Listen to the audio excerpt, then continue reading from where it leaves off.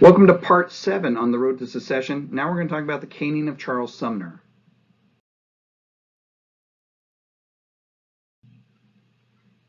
As the violence raged on in Kansas, we'll see that the violence is going to find its way back to Washington, D.C. and what I'm referring to as sectional tension mile marker number 13. Now, in order to discuss this one, we need to set up our cast of characters. First, we have Charles Sumner. Charles Sumner is a senator from Massachusetts, and very eloquent and gifted speaker and staunch abolitionist. Next, we have our popular sovereignty boy, right? Stephen A. Douglas, a Democrat senator from Illinois, right? The champion of popular sovereignty. Next, we have a senator from South Carolina, a man who prides himself on his Southern chivalry, a man by the name of Andrew Butler. And then finally, we have a member of the House of Representatives, Preston Brooks, who is also from South Carolina and happens to be a distant cousin of Andrew Butler.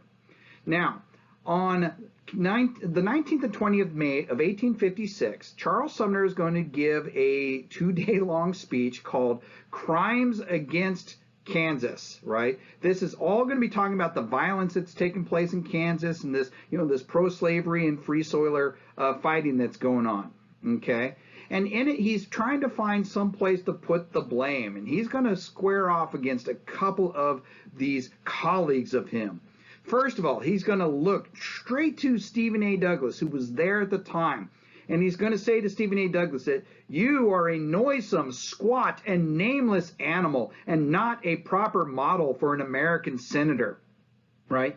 Basically insulting his popular sovereignty as a valid idea, because here, look at it in application, right? And he's doing this right to Stephen A. Douglas's face, right? Then he sets his sight on Andrew Butler.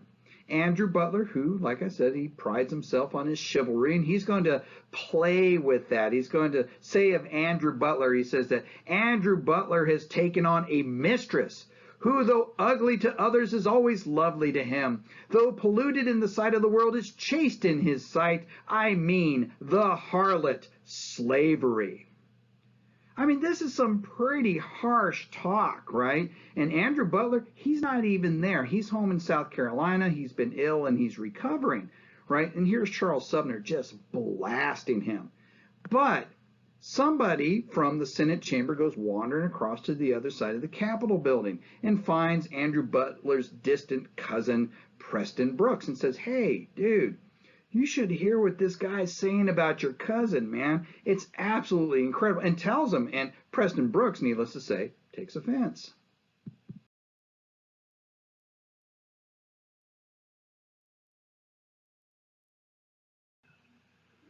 But Preston Brooks actually takes more than just offense. He decides to take action. And 2 days later, on May 22nd, 1856, he's going to enter the Senate chamber. There's no speeches going on at the time. There's people sitting in their various chairs doing some work, right? There's just a scattering of senators there.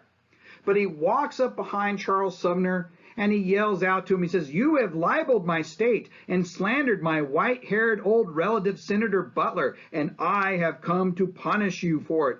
And he begins to beat the holy hell out of Charles Sumner with his cane.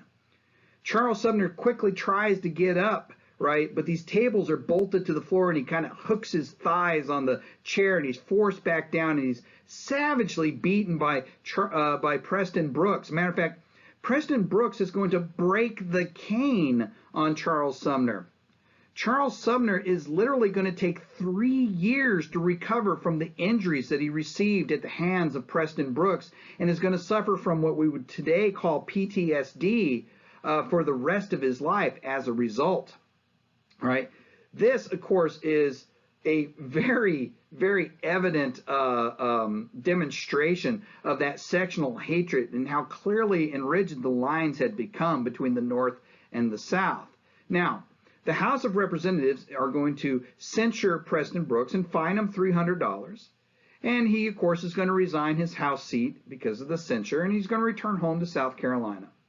In South Carolina, they're actually going to hold a special election to replace him, and he'll run for that seat, and he'll win it.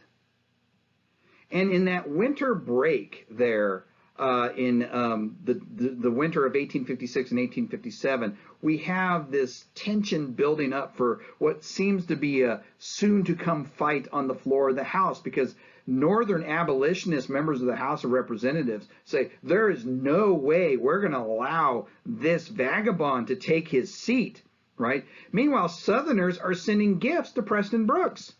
Guess what they're sending him? Canes. Canes with things monogrammed on them, things like "whoop 'em for me, Preston," or "whop 'em again," right? These kind of things. So this is all set up for a very classic battle come the spring of 1857, but we never get to see it through. During the winter of 1856 and 1857, Preston Brooks is going to he's going to die. He's going to catch the croup and he's going to die. He's only 37 years old. So it ends up they don't have to end up fighting to decide whether or not he takes the seat or not, right? In those 3 years, though, that Senate seat was vacated by Charles Sumner, they're going to leave that seat empty as a visual representation of the South's propensity towards violence and their hatred of the North.